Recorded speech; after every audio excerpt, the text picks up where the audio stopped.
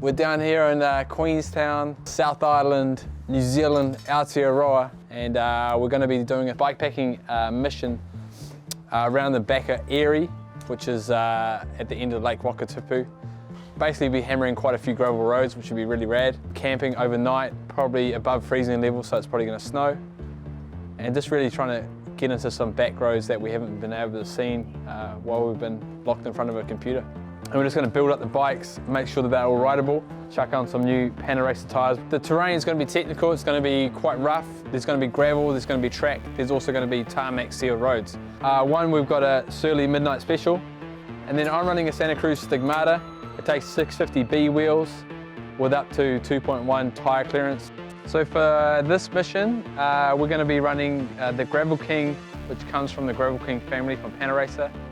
Gravel King SK, which stands for semi-knob. And the 650s come in a size of ranges all the way up to 53. They've got a brown wall and they've also got black. They've also got different colour options, so check out their website for those. They're limited edition though. This semi-knob has a side knob here on the side, which is meant to tackle the harder terrain, and a more flatter knob pattern across the middle, which is going to be a bit faster rolling. I'll be running the tubeless setup and Bobby running a tube setup. Bobby, being his demographic, likes the tubes. Tubes are a little bit heavier, however you can change them up faster if there's any issues. Tubeless are a little bit lighter, however if there are issues, potentially you need to have a tubeless plugger or another tyre just in case, or some tubeless sealant. The tube setup is a lot easier to change in and out with tyres, and I think it's a lot easier for someone to get their head around that. These are tubeless ready, but you can run tubes in them as well. So whatever you do, if you're doing a bikepacking mission or a gravel mission that's remote, you need to be ensuring, one is you got a tubeless puncture repairer, and two is you take a couple of tubes as well, because it could always go wrong. And 9 times out of 10 it does. But that's kind of part of the adventure. Tomorrow night we're going to go to the backside of those mountains and camp out there, so it's going to be pretty cold, so we've got to make sure we get enough food in the system. And we look forward to what's going to come. Sometimes you don't know always what's going to come out in the field, but that's kind of part of the adventure. So we're pretty excited after being sort of locked down since May to come out and do this trip, so we can't wait.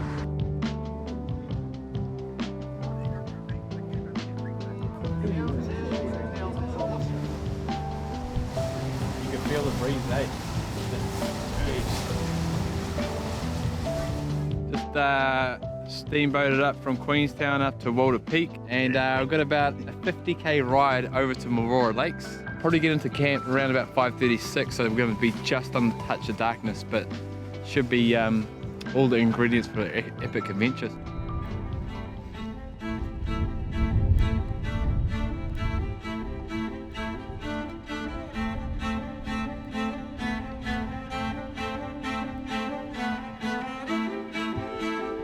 We're about to pass the saddle going into Marora Lakes. Probably going about 30k an hour. It's a hard slog. Winds sort of coming crosshead. And yeah, the temp's starting to drop. I think we're down about 2 degrees. Just climb up the saddle and probably get to the snow line and see how we go from there. It's a grind, but it's well worth it.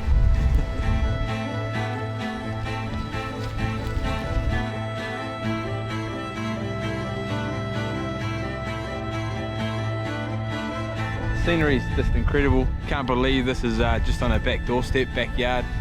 Maybe an hour 50 flight down and then maybe a boat transfer, and we're in an epic part of wilderness that sort of feels more like the moon and sort of foreign landscapes. It's definitely been cold.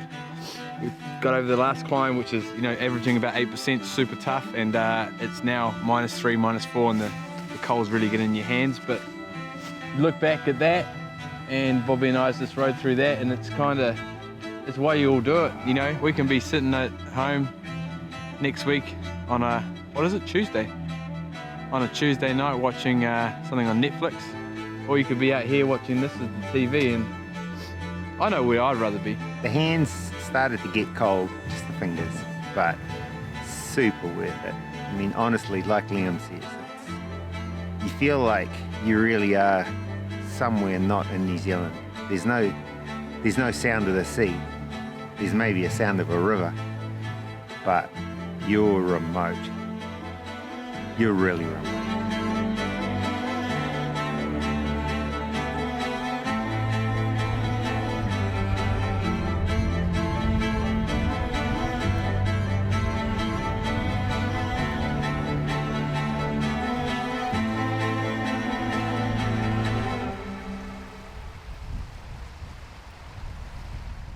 We got into Mavora Lakes. It's actually where they filmed Lord of the Rings. So a pretty incredible place. Gets dark about 5:30. Tomorrow we've got another great day of 70, 80k, and we're staying at a hotel tomorrow night. So, you know, one night out in the field's not too bad.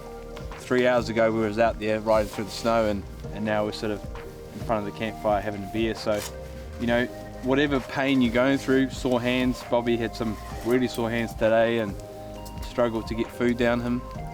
All those little elements sort of go away once you get back to the campfire and get a good night's sleep, and then you wake up and think about the next task.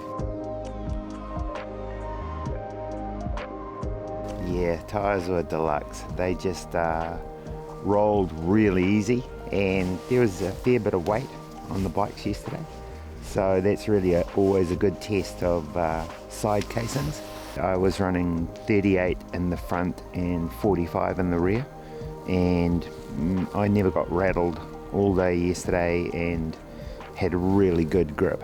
Very supple across the rougher terrain, and they felt very zippy when you sort of want to push down on the crank, and they just really held grip in some of the really tougher corners. Overall they've just got a really nice rolling speed, and I was running them around 20 to 25 psi for the 53, and they just felt super supple. So looking forward to getting back on them today and seeing how they go.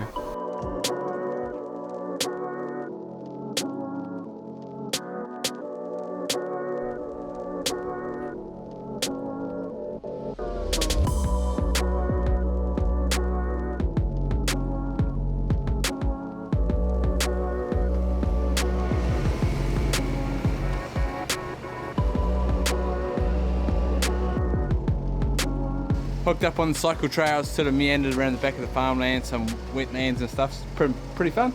It's a tricky thing when you've got quite deep gravel, so the tyre's probably dropping in 20 millimeters, so you're always under traction, putting in power, but they never slipped.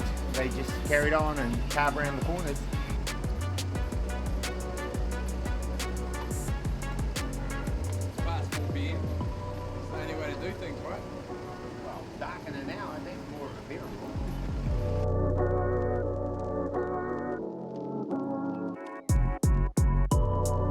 Pulled into Lumsden, gonna get a brew or two and then check into our digs and sleep in a bed and maybe even have a shower. Not sure.